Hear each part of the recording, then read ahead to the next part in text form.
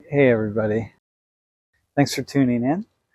And we're switching things up here a little bit today because I am in Seoul, South Korea at Konkuk University, which is where I am right now. And so I'm not in the classroom, but students are in the classroom.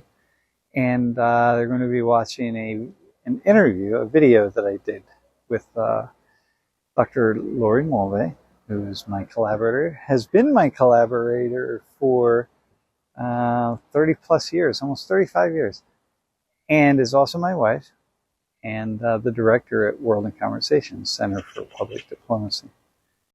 So why did I do this interview with Lori, and why are you going to watch this interview with Lori? I find myself engaged in conversations with people and always wanting Lori's input on it because what she sees is really unique. Not many people see the kinds of things that she sees. And not just because she's been studying groups and conflict and war for so long, but because she has a unique way of understanding it because of her work as a facilitator. And she has also a unique way of answering this question, which is, why do people go to war? That is the question that I ask myself endlessly. And I have the idea that we probably all ought to be asking ourselves more often than we do, or more seriously than we do. And I think what you're going to see in the video are some provocative ideas and some thoughts that are really worth holding. So I will be anxious to read some of your comments that you put in the chat. So thanks. So for how long have you been thinking about and working with groups in conflict? Well, I think without knowing it, I've been doing it my entire life because I actually, for whatever reason, am built in such a way that I pay attention to relationships and how people interact and conflict. So I've been paying attention to it in my own family for as long as I can remember. And then I guess I started formally studying groups in 1987. And then my rest of my life has been in observing, studying, and trying to create interventions for groups to make them work more efficiently. Efficiently doesn't sound like the right, to be more functional in a way of managing our differences and building bridges and agreements between those differences to function well. So you've been working, interpersonally and like at kind of this meso level between groups, globally, international, with lots of much larger groups. So what are some of the key lessons that you've learned about human beings, groups, and conflict? Well, the first one I would say is just the idea of conflict. I have the vision within that I've shared with others, which is that conflict itself is not the problem. Conflict, it means literally just differences between us. Like you have a way of zooming out and looking at the world, I have a way of zooming in and looking at the world. There's no fight about that, but they're just different ways and they both have their value. So I tend to think of conflict as differences. And that's not a problem because those are the things that build collaboration. So that's the first thing, is that we encounter differences and we worry about what we're going to do about those differences, and because I think we don't have good ways of thinking about this stuff. So first thing is, conflict is actually not a problem. It's just a signal that there's something different between us. And difference is good. It's what allows us to thrive. It absolutely. I mean, that's the whole idea, that ecosystems are based on diverse factors that together make such a system thrive. Any ecosystem. Okay, all right, so conflict itself is not a problem. It's an indication that two different things are coming together. Right. Yeah, which is good. It just is. It's not bad. But you could see it as good. And we do tend to see it more as bad in a subtle way. Mm-hmm. Okay, what else have you learned? I have learned that it's possible. Actually, the most exciting aspect is that when conflict becomes what I would say is combat, right? Which is where this becomes fighting, where differences become something that we fight in each other or against in each other or between groups, that actually is a signal that, one, we have to address something. Clearly, it's a signal that we have to address something. Not even that something is wrong, even though it usually indicates there's some things that are wrong that are happening. Or out of balance. Out of balance for sure. But that there's a way of, wait, hang on. So let me stop there for a minute and just say that combat is a signal that there's something that we have to work out, and can. Let me just say that.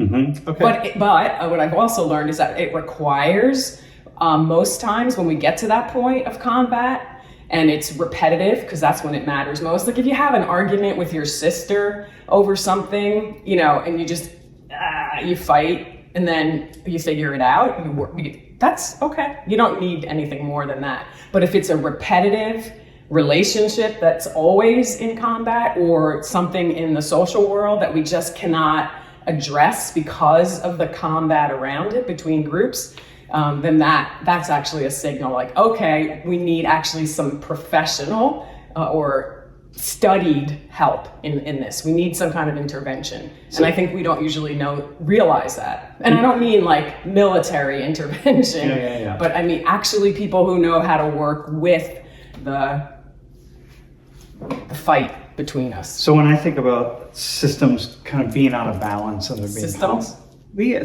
Systems. Like group Yeah, systems. groups, yeah. And I'm thinking about like the Black Lives Matter movement most recently around police violence and how that really created some intentions.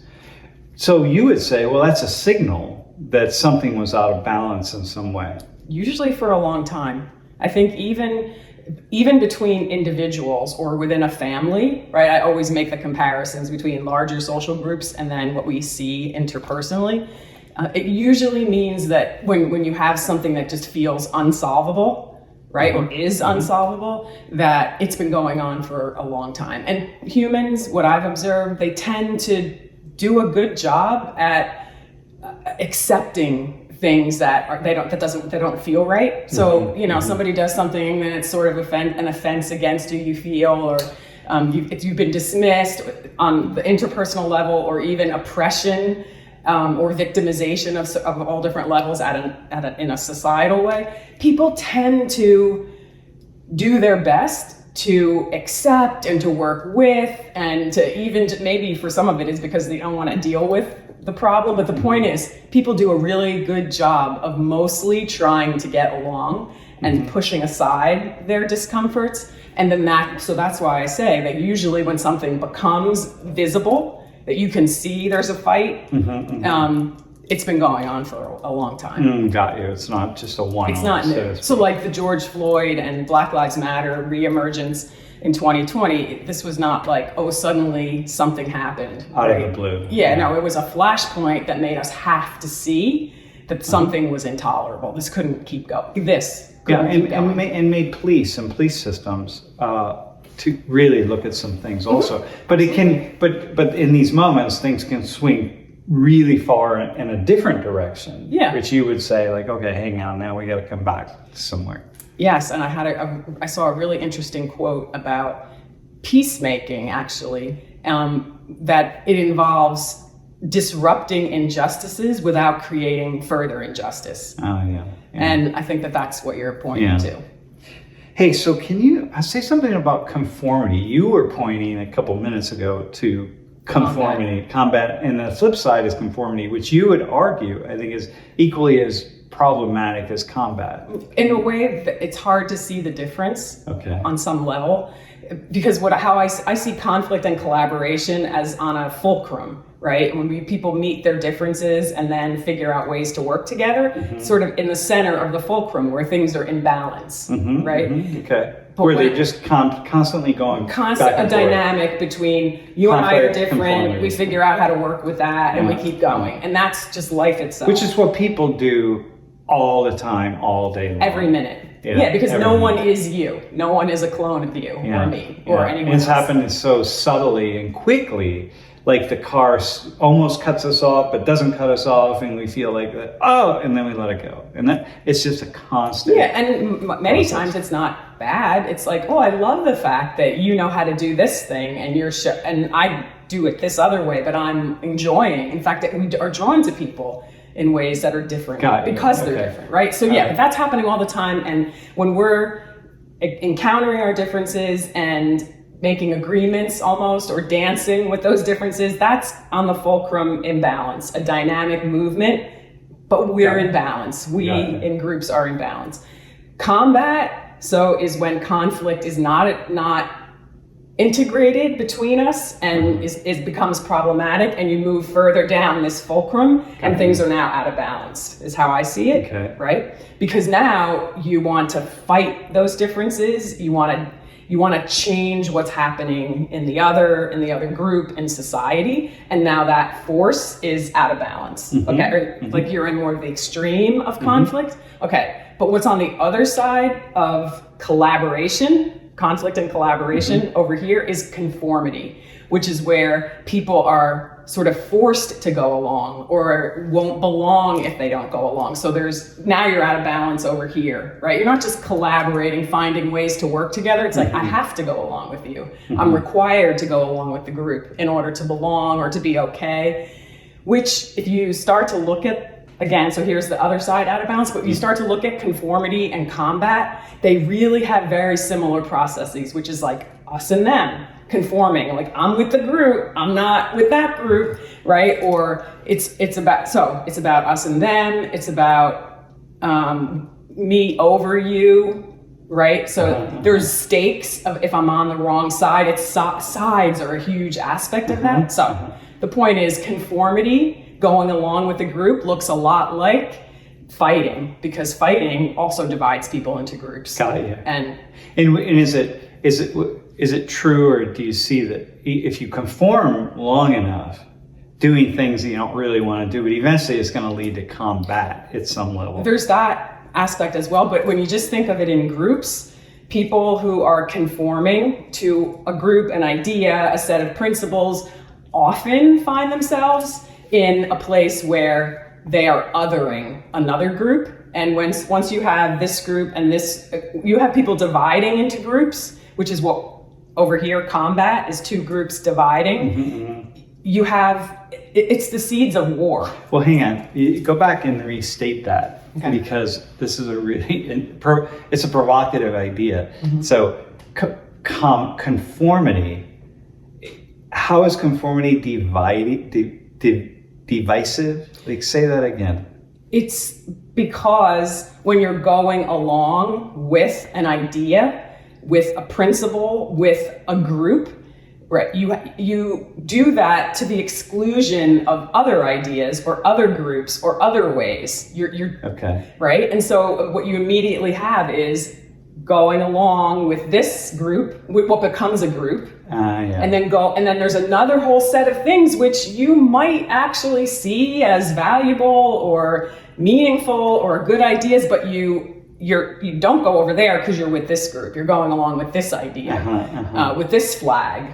So when we're conforming, we actually are dividing ourselves into a group or away from another group without even knowing it. So I like what you say about with combat. It's pretty easy. You can't have combat without two sides or more, two or more, whatever, holding their flags of identity or whatever it is, and like going into battle together. Yeah, or even two people, right? Two people. The combat between you and I is like, I'm standing for it, doing it this way, and you're standing for doing it this other way. And the more we combat with each other, it gets more extreme. It's more and more my way, or it's more and more this other way. But keep going there. So, but if conformity, if I'm just conforming to you, I'm just kind of going along. It's like, I'm not going to fight this, even though maybe I might even have different ideas, but I don't even know, because I'm just blending my thought system to yours. I'm integrating it.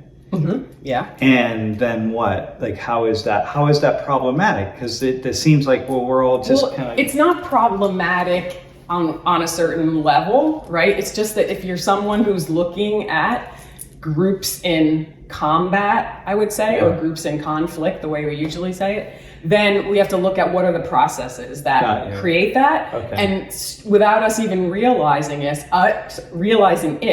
going along with a particular group, and I don't mean where we surrender everything about ourselves, but where we say, okay, wait, am I going to be Christian or Hindu? Something like, that. And you're like, Hindu, that sounds like me. Then on some level, without you making this necessarily as a choice, you have to like push aside all these other things perhaps about Christianity that make sense to you, or that might actually, you could integrate into your own. But no one's thinking about this stuff. And then eventually those other things will sort of surface in different places. Well, what most is important is you'll notice, or you may not notice, but what happens is now that you're part of this group, the more you become part of another group, you realize that certain things in this thoughts in how you would just naturally think don't fit. It's like, oh wait, no, we don't think like that. No, we don't do ceremony that way. Hence the conforming starts. Yeah, and so then it's like, oh yeah, okay, that doesn't matter. But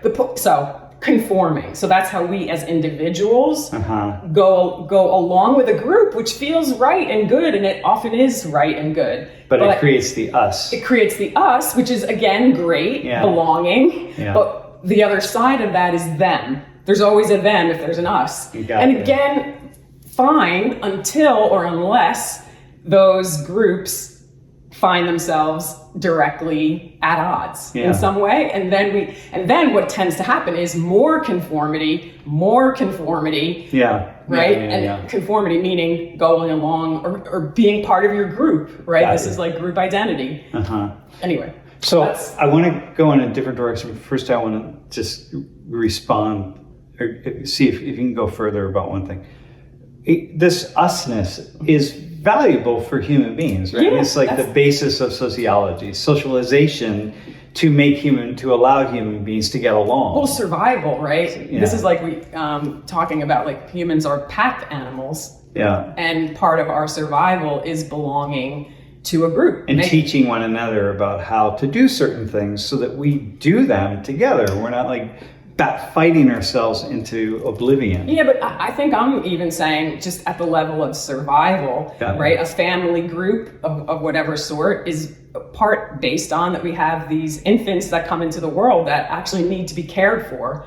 And socialized, like that you're getting there. But I'm saying at the survival level, and socialization is part of survival. But first you have to group yourselves and believe that you all matter to each other and you belong to each other, right? And so that's where foundationally belonging is important.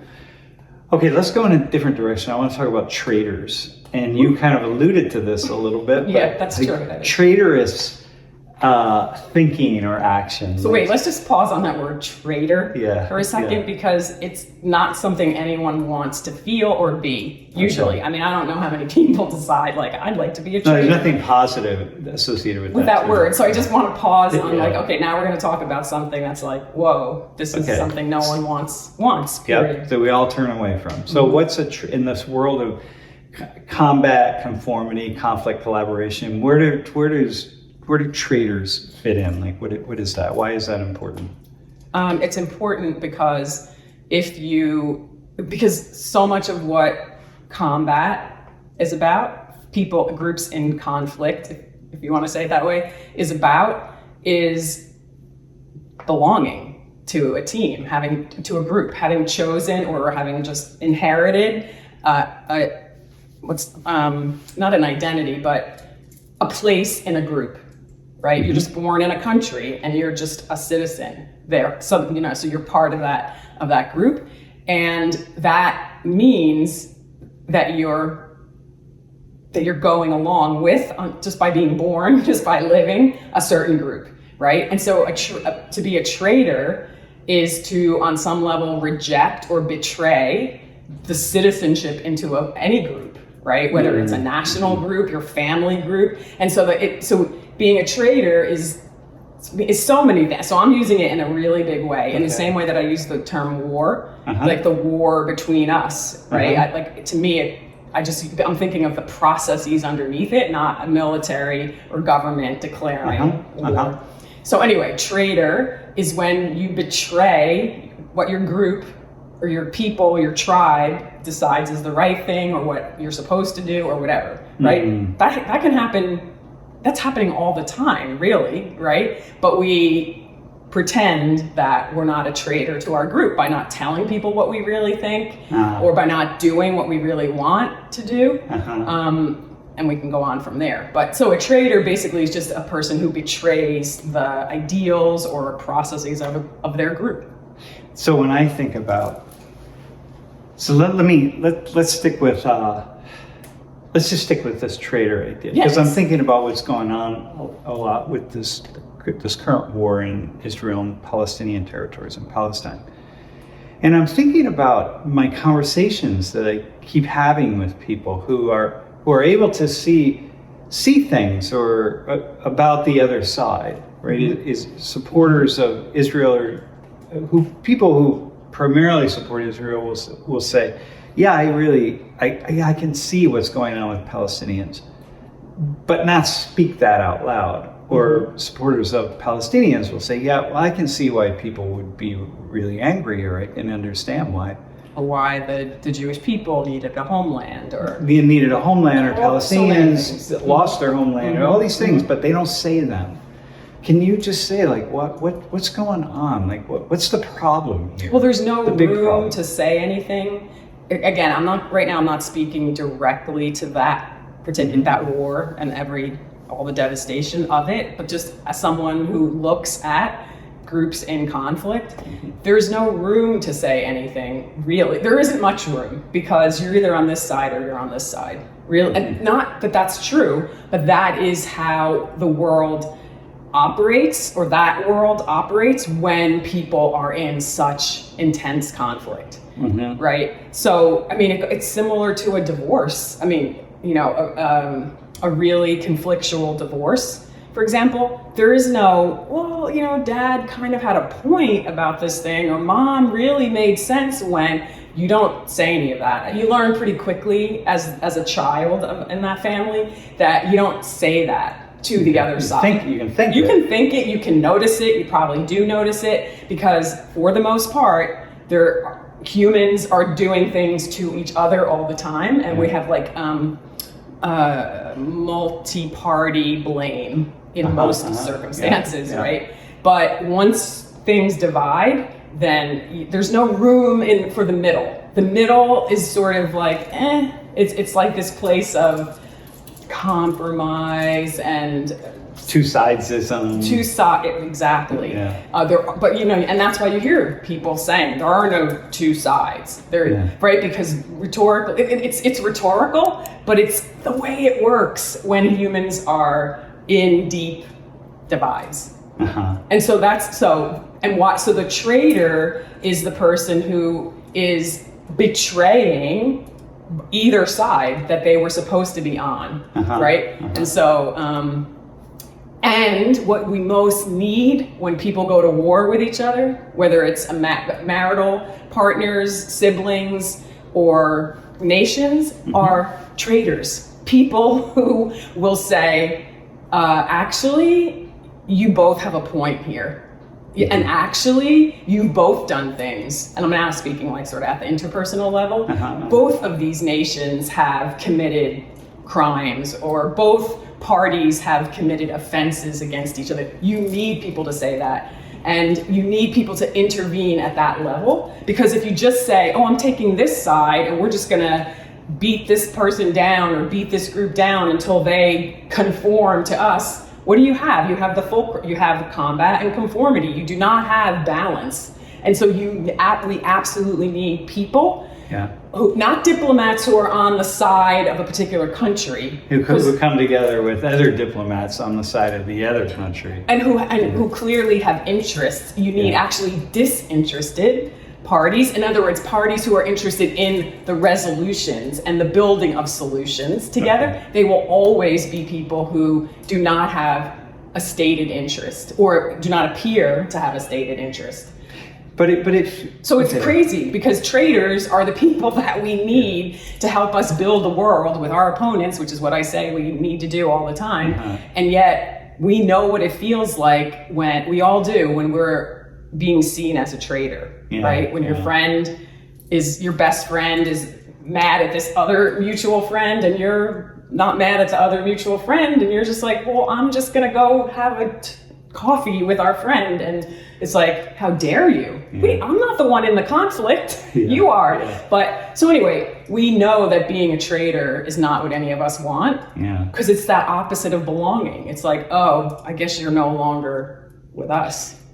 So, but we need traitors. Okay, so but it feels good to be on a side with other people who are on that side. It feels awesome. I mean, for Penn State students, like go to a football game and how awesome it feels to be like, we are, and we feel like we're part of something. It's intoxicating. When fate could have had it that the University of Michigan or Indiana had accepted their application, and then they'd be Wolverine fans or Hoosier fans, but they're, Nittany Lion fans. Exactly, you were born in this country. And somehow pretend that that's inevitable and the best, when in fact it's just kind of random. You just belong. But let me just say, because when some of you may remember the war in Ukraine started, and Zelensky it was just so fascinating to me, because it was like we were elevating this person, this figure who was finally, it was just like, this is the right way to go. This is the righteous thing. We are going to fight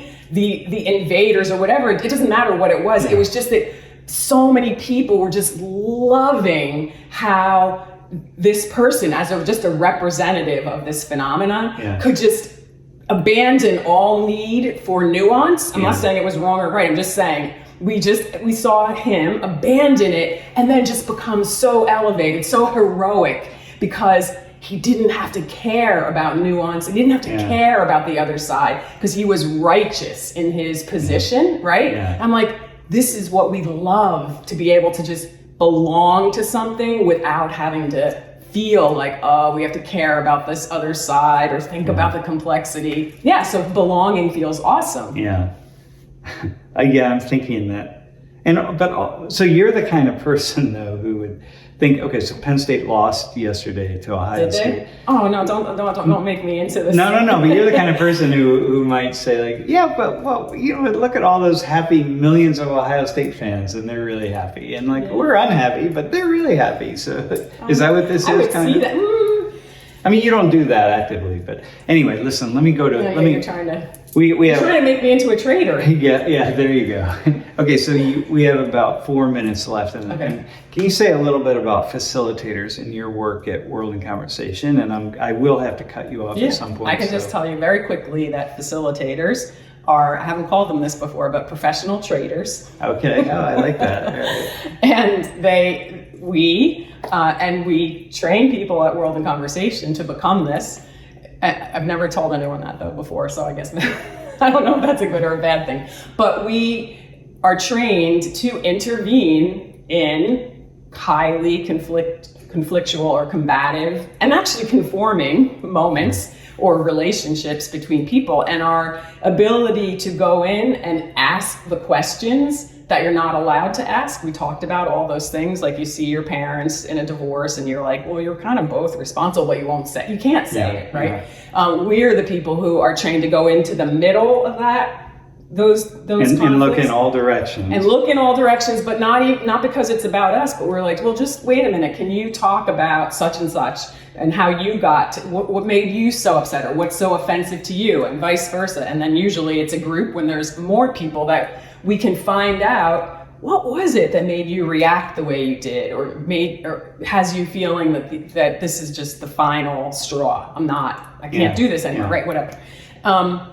Once you and so our job is to intervene in that space and to actually very quickly make the sides a lot less clear and the divisions a lot less black and white. And when you are on a side, you do not like that at all. Right? Especially, and this is true in so many and most, I think, of our most important conflicts and combats, is there is no middle ground when you feel that you've been victimized, right? Because this is like where, even if, what is a victim, right? But anyway, you've been victimized, and that person you are righteously, what do I want to say?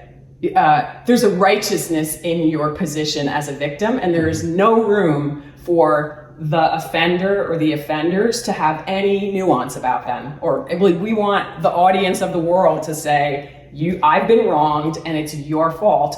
That's it. But facilitators are trained to say, well, actually in most of life, it's different. It isn't so clear, right? We can all come up with examples. Almost all of life. Yeah, and that's right, because even when you're thinking of individuals and you've been assaulted by a person, we can also see the way in which the perpetrator, the offender, is also a victim of other things, right? We can go on forever about that, and I don't mean we don't hold people responsible, because we have to hold people responsible. Or groups or nations. There are war crimes, there are crimes, there are offenses, there are victims, 100%, right? But most of life isn't that clear and isn't that extreme, and there is so much room for people like facilitators or professional traders to make it possible for us to build the world with people who we see as our opponents and who could become our enemies if we actually don't find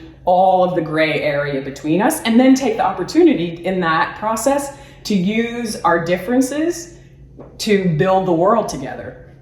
Because what mostly happens is we lose all the knowledge and information of our opponents, or ultimately our enemies, because we dismiss everything that goes along with them, or most everything that goes along with them. And there's so much knowledge that needs to be part of, or so much experience or vision of our opponents that needs to be part of building the world. Right? So you need traders to open that space up again and bring people back into relationship in order that we build the world together. So while I don't accept victimization and war and all of these things, and I would say there are absolutely limits. On the other side, I would say I don't accept people dividing into groups and thinking that that's the way the world we're going to work. I'm going to build the world with my team over here, and you can build it with your team over there. No, that's not a robust world. That falls down very quickly. We can see it everywhere we look. We have to build the world with our opponents. Because social movement work is really about, well, if I can get my team strong enough, I'll force the other team to have to consider what it is that we want and what we see. But that's a key thing, though, right? There's room for, sometimes, just like you have to fight with someone, right? You have to force people to, like you said, consider, see, understand that they're missing a whole big part of the world, right? But then you can't miss the fact that then you still have to come together and figure out how to build the world together.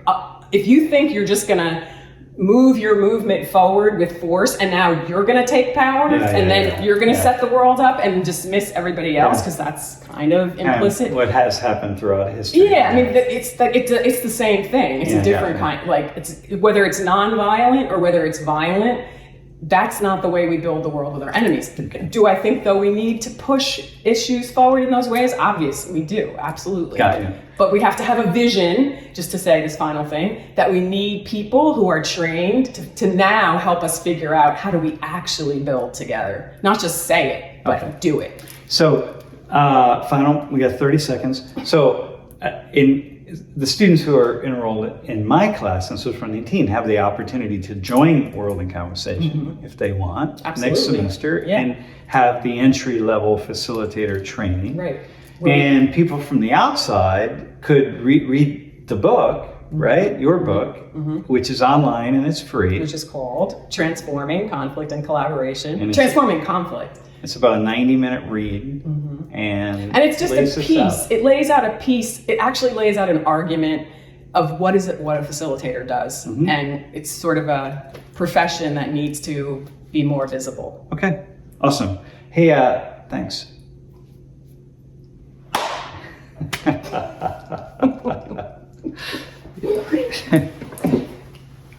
Okay, that was good.